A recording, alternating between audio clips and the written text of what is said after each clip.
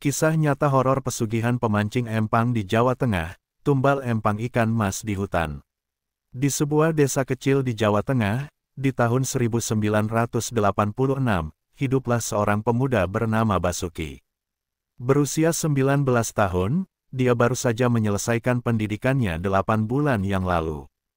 Dalam masa transisi ini, Basuki merasa bingung dan kehilangan arah. Dia merasa terjebak dalam rutinitas sehari-hari yang monoton, dan salah satu cara untuk mengisi waktu adalah dengan memancing. Bersama dua sahabatnya, Gatot dan Jarwo, mereka sering menghabiskan waktu di tepi sungai atau danau, berharap bisa menangkap ikan. Suatu hari, saat mereka berkumpul di warung kopi, Gatot mengungkapkan sebuah cerita yang mengusik pikiran mereka. "Kalian tahu nggak tentang empang ikan emas yang ada di dalam hutan?" Tanyanya dengan mata berbinar. Dia melanjutkan, katanya, "Ikan-ikan di sana bisa membuat kita kaya, tapi ada syaratnya, kita harus memberikan tumbal." Basuki terdiam. Dia ingat mendengar legendanya dari orang-orang tua di desa.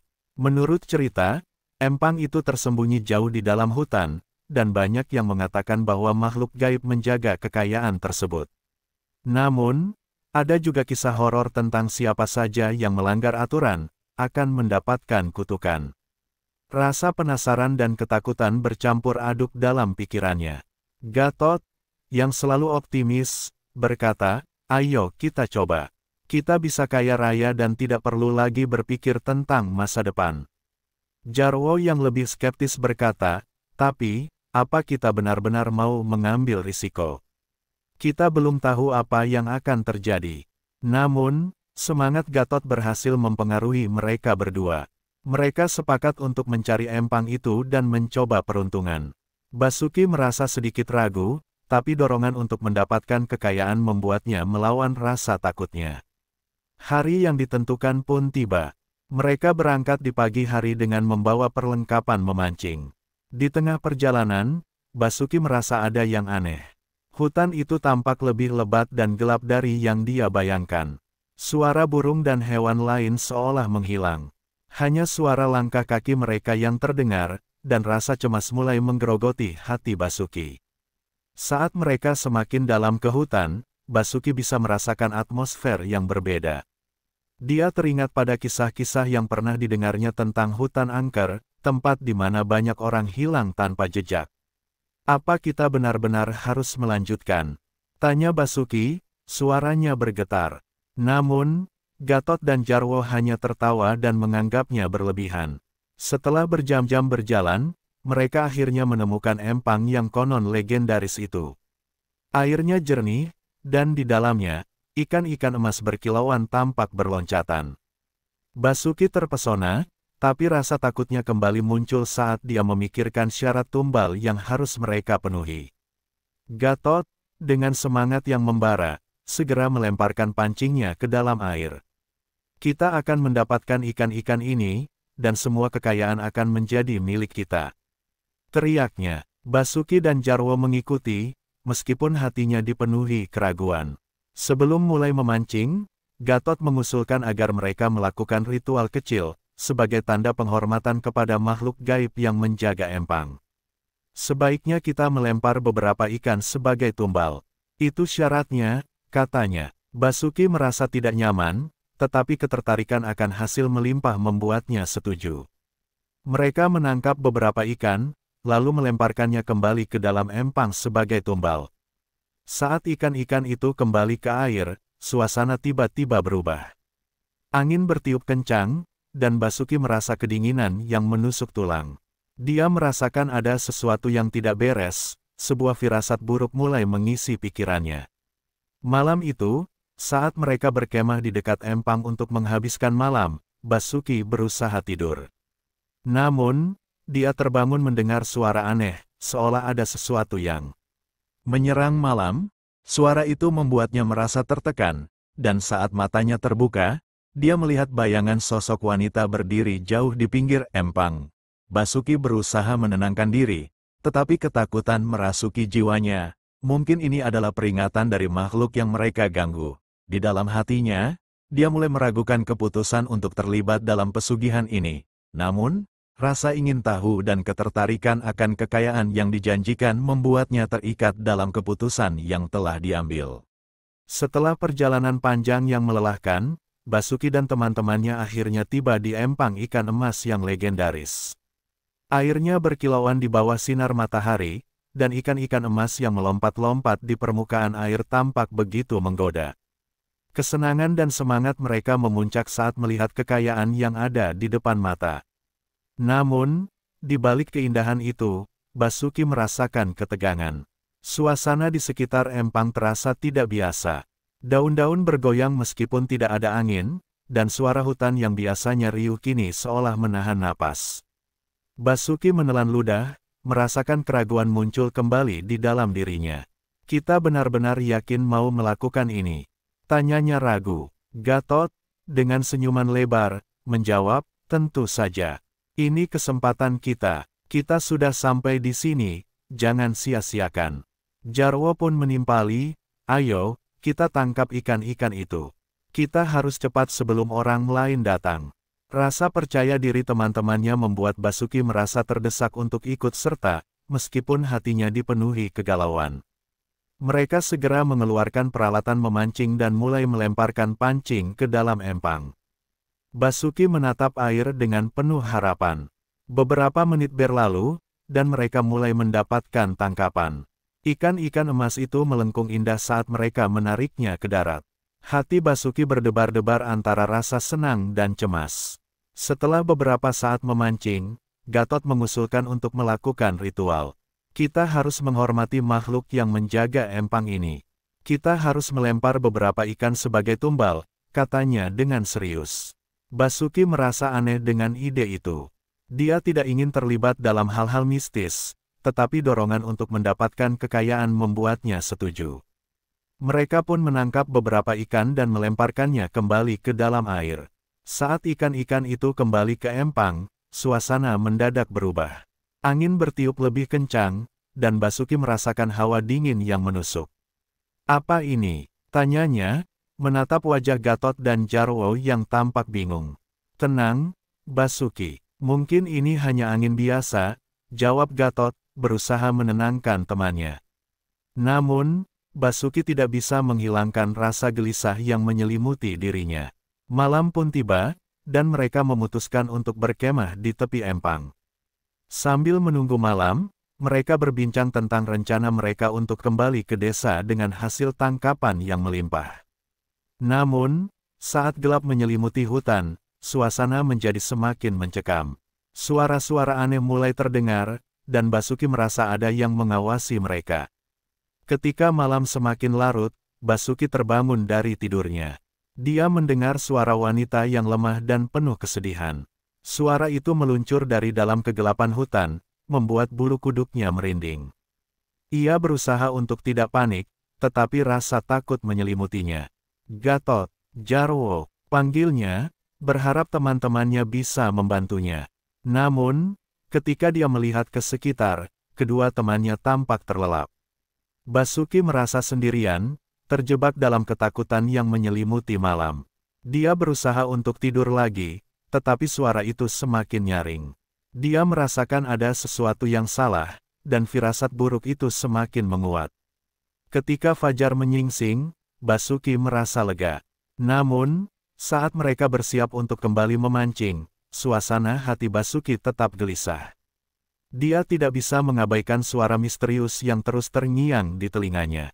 Apa kita harus melanjutkan? Tanyanya kepada Gatot dan Jarwo. Suara itu, aku merasa tidak enak. Gatot tampak tidak peduli. Kita harus dapat lebih banyak ikan. Jangan biarkan ketakutanmu menghalangi kita, jawabnya. Jarwo pun menambahkan, kita sudah berkomitmen. Kita tidak akan mundur sekarang. Basuki merasa tertekan, tetapi keinginan untuk mendapatkan kekayaan mengalahkan rasa takutnya. Mereka kembali melemparkan pancing ke dalam air. Namun, saat mereka menarik ikan, Basuki merasakan kehadiran yang tidak terlihat di sekeliling mereka. Seolah ada mata yang mengawasi setiap gerakan mereka. Saat mereka berhasil menangkap lebih banyak ikan, Basuki merasa ada sesuatu yang mengganjal di dalam hatinya. dia teringat pada kisah-kisah yang diceritakan oleh orang tua di desanya tentang kutukan bagi siapapun yang melanggar aturan di empang itu. Ketakutan mulai merasuki pikirannya, menyalakan kembali keraguan yang sudah dia coba abaikan. Hari itu berlalu dengan hasil yang menggembirakan, tetapi Basuki merasa semakin terperangkap dalam keputusan yang telah diambil. Dia bertanya-tanya apakah semua ini sebanding dengan risiko yang harus mereka hadapi. Dalam hati, dia berjanji untuk mencari cara agar mereka bisa keluar dari situasi ini sebelum semuanya terlambat. Setelah malam yang mencekam, Basuki dan teman-temannya kembali ke empang dengan semangat baru. Mereka merasa optimis setelah hasil tangkapan yang melimpah, tetapi di hati Basuki, rasa cemas masih membayang. Suara wanita yang dia dengar malam itu tidak pernah benar-benar hilang dari pikirannya. Dia berusaha mengabaikannya, tetapi ketakutan terus menggerogoti jiwanya. Hari-hari berlalu, dan mereka terus memancing di empang tersebut. Setiap kali mereka melemparkan pancing, hasil tangkapan selalu melimpah. Basuki menikmati kebahagiaan teman-temannya, tetapi di dalam hatinya, dia merasa seolah ada sesuatu yang hilang. Kebahagiaan itu terasa hampa, dan ia mulai merasa terasing.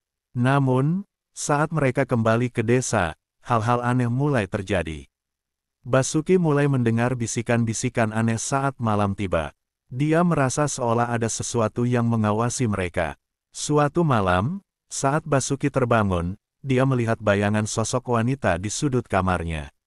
Hatinya berdegup kencang, dan dia berusaha untuk tidak berteriak. Sosok itu mengulurkan tangan, seolah meminta sesuatu yang tak bisa Basuki berikan. Dia segera bangkit dan berlari ke arah Gatot dan Jarwo.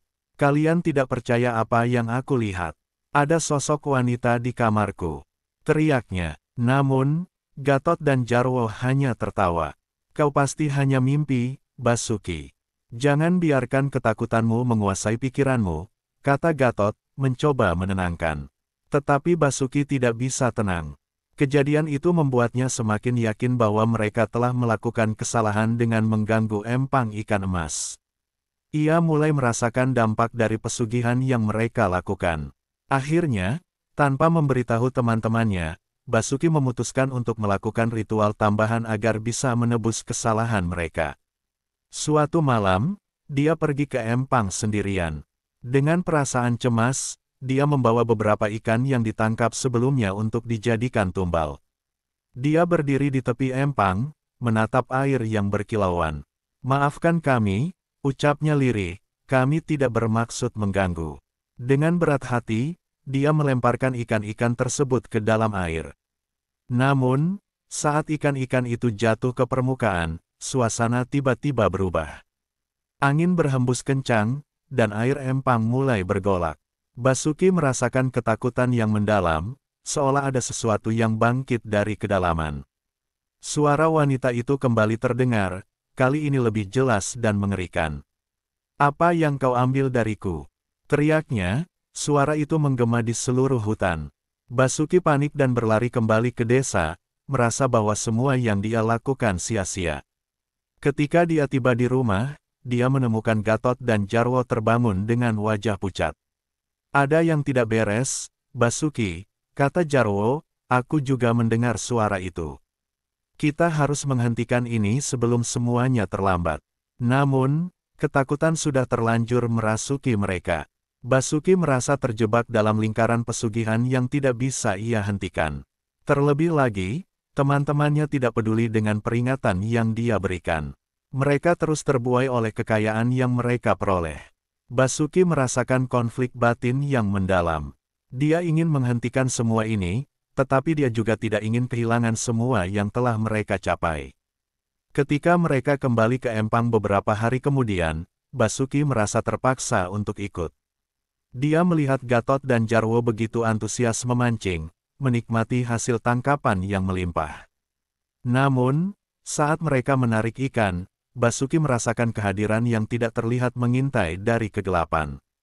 Semakin lama, rasa takutnya semakin mendalam.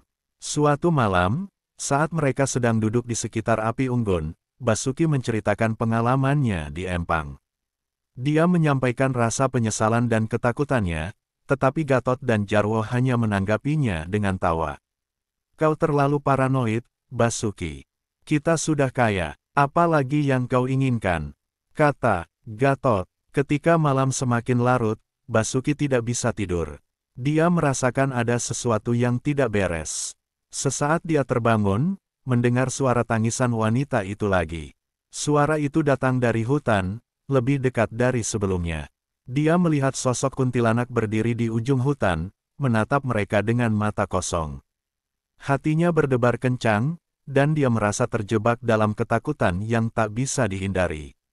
Basuki berusaha membangunkan Gatot dan Jarwo, tetapi mereka tidak merespons. Dalam keadaan panik, dia memutuskan untuk pergi ke empang sendirian. Ketika dia tiba di tepi air, sosok kuntilanak itu muncul di depannya.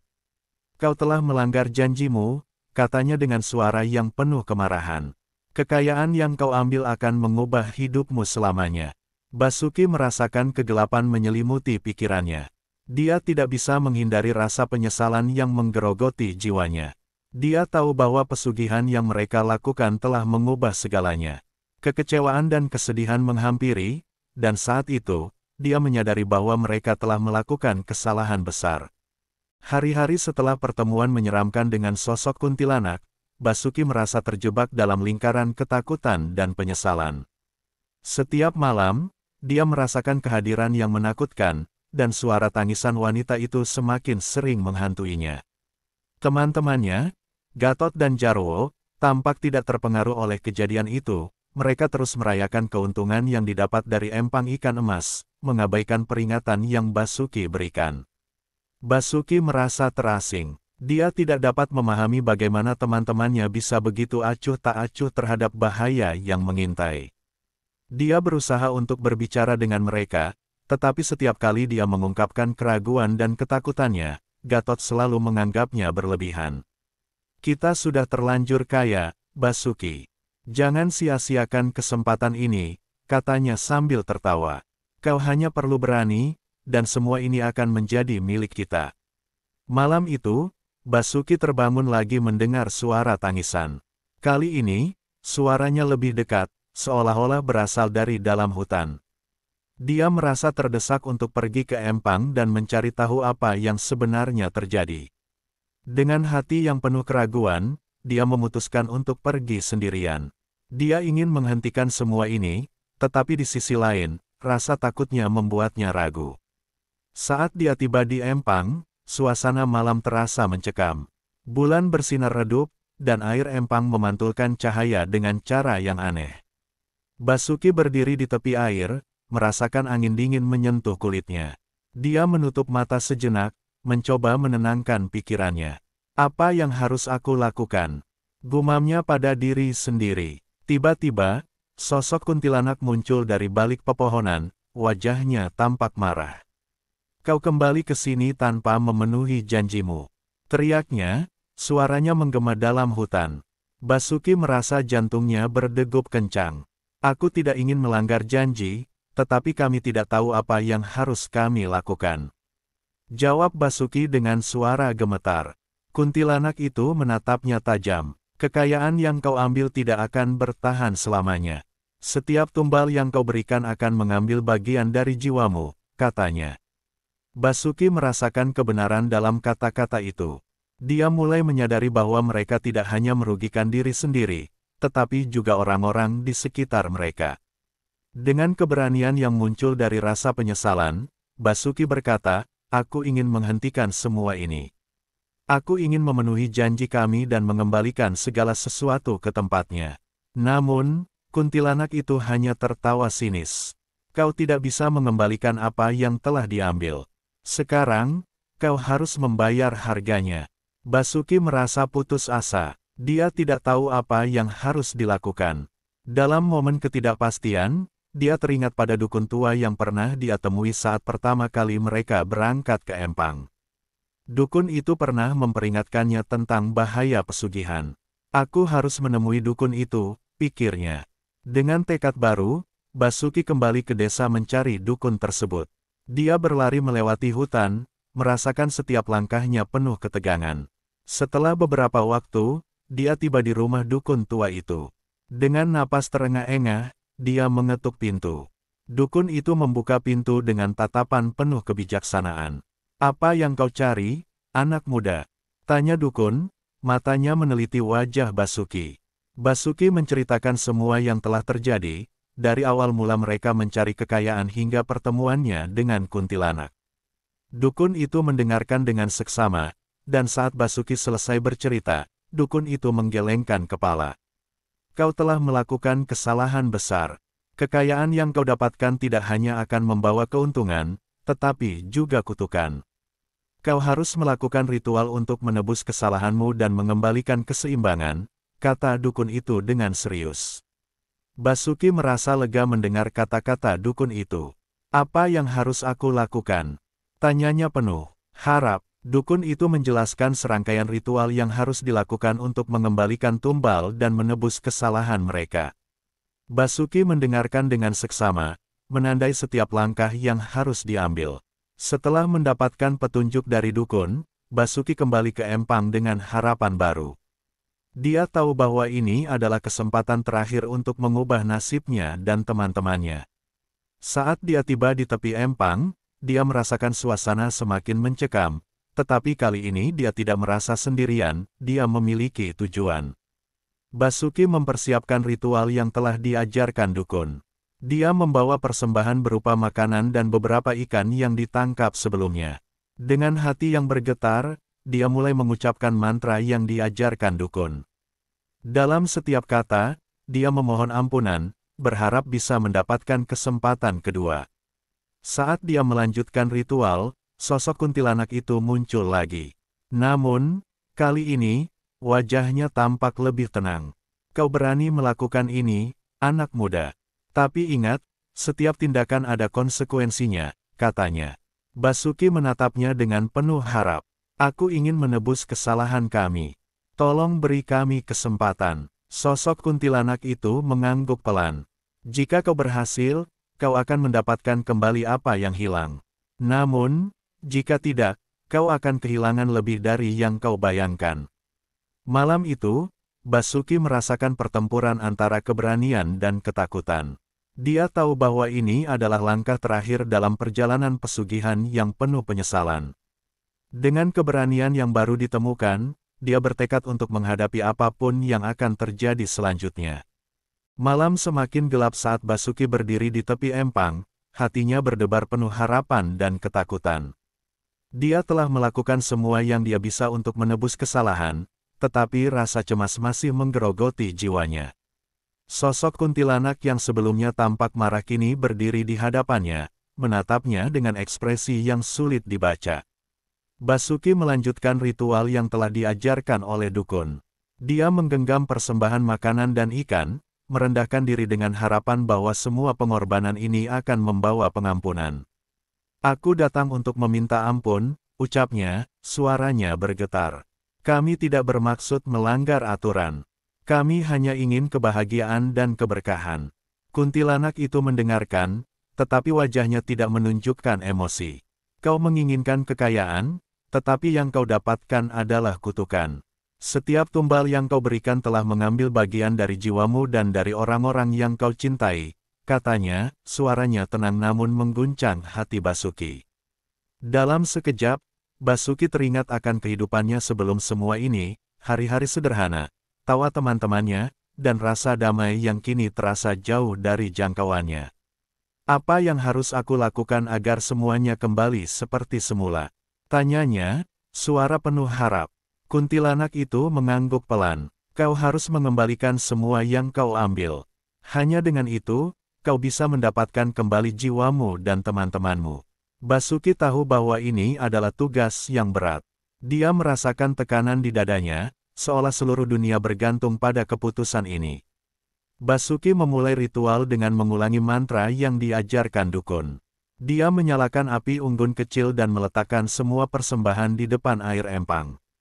Saat dia mengucapkan kata-kata suci, angin mulai berhembus, dan air empang bergetar seolah merespons panggilan itu. Basuki merasa bahwa segala sesuatu mulai bergerak, dan ada kekuatan yang lebih besar dari dirinya sedang beroperasi.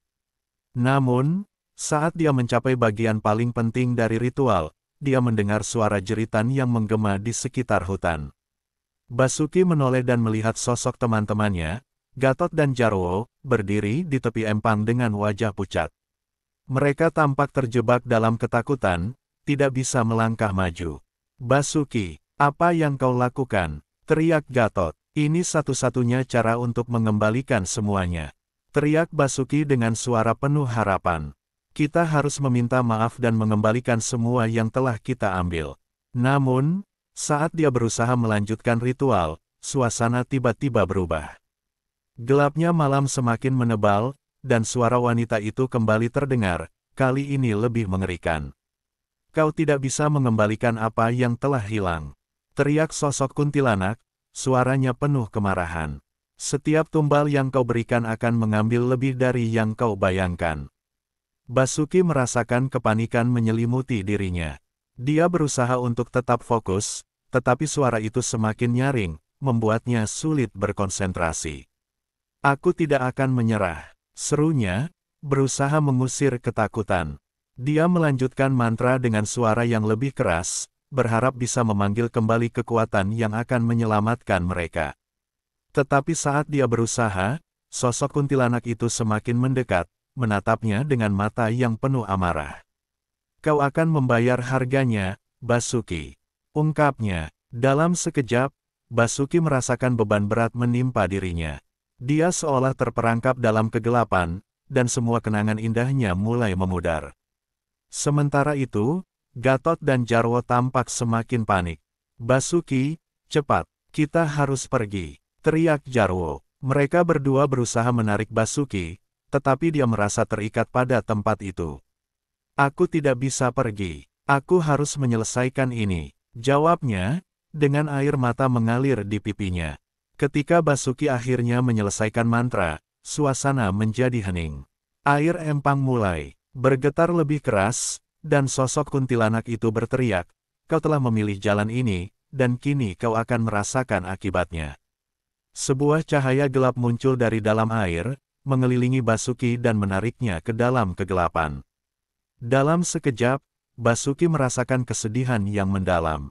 Dia melihat wajah teman-temannya yang penuh ketakutan, dan saat itu, dia tahu bahwa semua yang mereka lakukan telah membawa mereka ke jalan yang keliru. Dia merasa seolah-olah semua kebahagiaan yang mereka cari telah direnggut dari mereka. Saat Basuki ditarik ke dalam kegelapan, dia merasakan kenangan masa kecilnya, saat dia bermain di sungai, tertawa dengan teman-temannya, dan merasakan kebahagiaan sederhana. Namun, semua itu kini terasa jauh dan tidak terjangkau. Dia tahu bahwa dia telah mengorbankan segalanya untuk sebuah impian yang salah. Ketika sosok kuntilanak itu menghilang, Basuki merasakan kesedihan yang tak terelakkan. Dia menyadari bahwa mereka telah mengorbankan kebahagiaan demi kekayaan yang semu. Dalam momen terakhir itu, dia ingin mengucapkan permohonan maaf kepada teman-temannya, tetapi semuanya terlambat. Dia terjebak dalam kegelapan, tak bisa kembali lagi. Cerita ini mengandung beberapa hikmah penting yang dapat kita ambil. 1.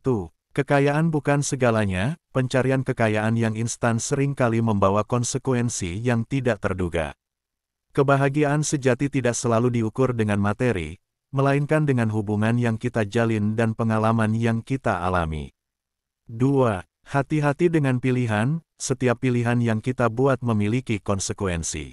Basuki dan temannya terjebak dalam pencarian pesugihan karena ketidakpahaman akan risiko yang ada. Penting untuk mempertimbangkan konsekuensi dari setiap tindakan. 3. Pentingnya penghormatan dalam tradisi, ritual dan tradisi yang ada dalam budaya seringkali memiliki makna yang lebih dalam. Mengabaikan atau meremehkan hal-hal tersebut bisa mengakibatkan masalah yang serius. 4. Kesadaran diri. Konflik batin yang dialami Basuki menunjukkan pentingnya introspeksi. Menyadari kesalahan dan berusaha untuk memperbaikinya adalah langkah awal untuk kembali ke jalan yang benar. 5. Nilai persahabatan. Meskipun Basuki berusaha untuk menyelamatkan dirinya dan teman-temannya, perbedaan pandangan mengenai kekayaan menyebabkan jarak di antara mereka. Penting untuk saling mendukung dan memahami satu sama lain dalam setiap perjalanan hidup. 6. Bahaya dari keinginan berlebihan, keserakahan dapat membawa bencana. Basuki dan teman-temannya terjebak dalam keinginan untuk mendapatkan lebih banyak tanpa menyadari bahwa mereka sudah memiliki cukup sebelum terlibat dalam pesugihan. 7. Pentingnya meminta maaf dan mengakui kesalahan. Momen ketika Basuki berusaha meminta ampun menunjukkan bahwa mengakui kesalahan dan berusaha untuk memperbaikinya adalah hal yang sangat penting dalam hidup. 8. Keseimbangan dalam hidup, keseimbangan antara keinginan dan kenyataan sangat penting. Kesuksesan yang dicapai tanpa mengindahkan nilai-nilai moral dan etika seringkali berujung pada penyesalan. Melalui kisah Basuki, kita diajarkan untuk lebih bijak dalam mengambil keputusan, menghargai apa yang kita miliki, dan memahami bahwa kekayaan tidak selalu menjamin kebahagiaan.